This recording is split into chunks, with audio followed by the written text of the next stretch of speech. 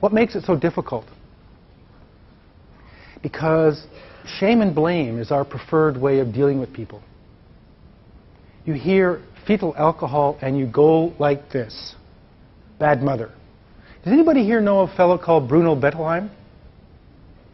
Everybody heard of autism? Well, Bruno Bettelheim in the 40s and 50s and 60s and 70s was this famous Chicago guy who said autism was a result of cold mothers. Anybody remember that? Oh yeah. Bang!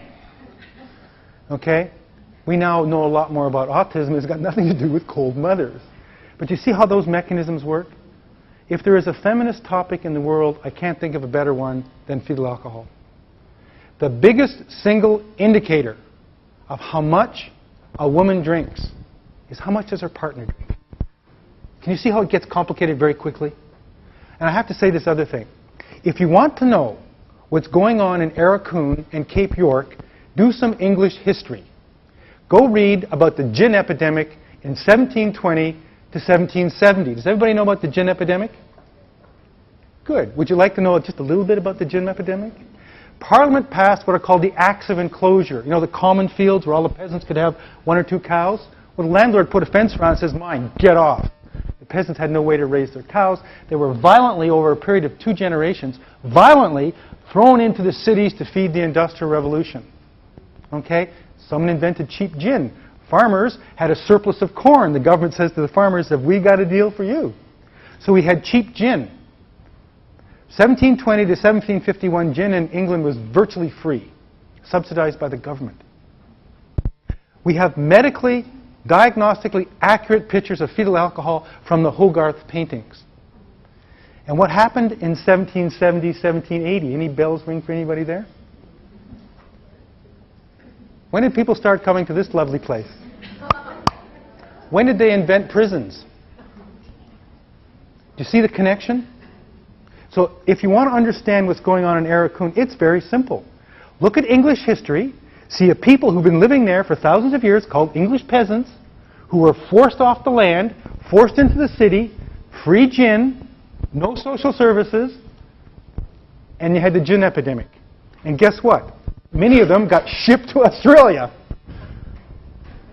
And I think there's a lot to learn from it. Okay? So, get a sense of how complex this problem is? Because I think it's really difficult, because one of the questions you're going to have to deal with is, you're going to have to talk to your superiors, to the policy people, to the decision makers. You're going to have to educate them. And it's very difficult. And so what I've done is I've given you a 1-page starter. You know, it's Fetal Alcohol 101 in 1 page. There's all kinds of information here. And it's a very difficult process. But are you familiar with the basic graph of prison and crime? You know what the graph looks like? Do you know this graph? Number of crimes committed, number of people in jail. You know that for all Western democracies, this has been the graph since 1950? You know that? Yeah. So whatever we're doing, it's not working, is it? Crime's going down and more people in jail. When did women start to drink a lot? After World War II, the 50s. Do you remember that? Anybody here almost my age? After World War II, 52, 56, it was socially acceptable in Canada. We had, the bars had a special door. It's all one door. It's kind of ladies and escorts. Okay? When I was in Darwin, I'm walking down the street in Darwin, I'm just flabbergasted. I guess you say gobsmacked.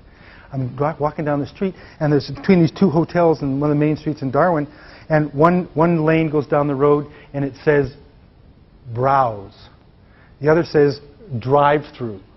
They're liquor stores. You don't even have to get out of your car.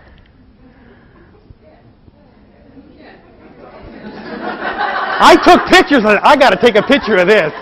That's just, I mean, I know, wow. You know, that's Australian. Did I tell you about that course we teach the police officers in 2 days? I can teach it to you in 3 minutes. You ready for this? I'm not saying police officers are dumb. Do you know why it's a 2-day course? Do you know why it's a 2-day course? Because most of Canada, 80% of Canadians are within 100 miles of the U.S. border. So to teach this course to the outlying areas, we have to offer their spouse a day in town, 2-day course, so they can go shopping, so the spouse can go shopping. We're not stupid, okay?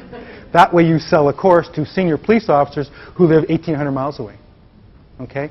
And so they come for the course. Here's the course in one word. Get your pens out, write on the side of a piece of paper, A-L-A-R-M. A-L-A-R-M. If you think that my other ways to make your neuropsych are crazy, this one works. We teach this to police officers. Does anybody here know what the Vineland scales are? Tell me what the Vineland scales are. Vineland adaptive scales, basically, who's doing what age, and are they competent? Yes. Oh, you are such a bright woman. Give her a cookie, Joel. A stands for adaptive behaviors. Here's an adaptive behavior. There's young Joel back there. He's quite a pleasant-looking chap. Say he just disappears suddenly, comes back in 5 minutes, and he's crying. He says, David, I got to go. My mother died. Nobody here is going to say, Joel, did you see the Rabbitohs last night? You wouldn't do that because you'd recognize the emotional temperature has changed. It's an adaptive behavior to realize he's crying, he's upset. That's an adaptive behavior. Clothing, social skills are adaptive behaviors. Vineland scales, you don't give to the person, you give to people who know them. If you can do nothing else and you want to do an adaptive, kind of like a quick and dirty FA assessment, my psychiatrist friends say the cheapest one is the Vineland scales. Next one, L stands for learning. I've already told you that. Learning. Don't fight in the schoolyard. Don't fight in the schoolyard. I wasn't fighting in the schoolyard. I was fighting on the way home. So look for learning miscues. A stands for attention. Attention. Do I have to say attention of a grasshopper? Do you have grasshoppers in Australia? Okay, good. Whew. R stands for reasoning. Now this one I need an example. Could my big fella come back up here? I want to introduce you to my client. Now my client, Melvin, steals from Japanese cars manufactured in the 70s and 80s if you leave the door open. Okay? And he has a long record for stuff. He breaks into Mr. Wong. I'll play Mr. Wong. Mr. Wong is a good Canadian. He's Chinese, he's short and fat, and has one of those big cowboy belt buckles, you know, the size of a footy ball. All Chinese guys wear them, trust me. It's very attractive in the Chinese community. And he catches my client stealing his stereo out of his 82 Datsun.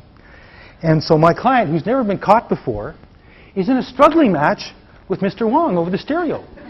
Okay? This is like, he's never happened before. He's never been caught before. And eventually, Mr. Wong pulls the stereo away, so my client's got no stereo, right? Mr. Wong, who's been broken into 3 times now, thank you very much, is not happy. And he proceeds to lay a licking on my client. Pounds him good. This bad. Got the boots to him and everything. He just lost it completely. Well, my client has one of those little keychains with, you know, like it's got a tweezer on one side, a little magnifying glass on the other side, and a little knife on the other side, about a blade like this. He's down on the ground getting the shit kicked out of him. And he picks up the little knife and he stabs Mr. Wong in the belt buckle. Thank goodness for the belt buckle. Skitters across the belt buckle, a little cut here, a little blood. That's automatically armed robbery. So he's in trouble. So here, I want you to focus on the brain, not the behavior. It ain't the armed robbery. It's the behavior. What does he say to me? What does the dumb lawyer say? The dumb lawyer says, no, what were you doing? What were you thinking? What were you thinking? And he says, everyone knows you're not supposed to argue with criminals. We had this TV campaign, don't, give them your purse, don't get stuck. Everyone knows you're not supposed to argue with criminals. I'm going, that's a pretty good excuse, like this is one for the record books. But the thing that troubled me the most was, for the next 18 months, every time I saw him, he wanted me to have Mr. Wong charged with assault.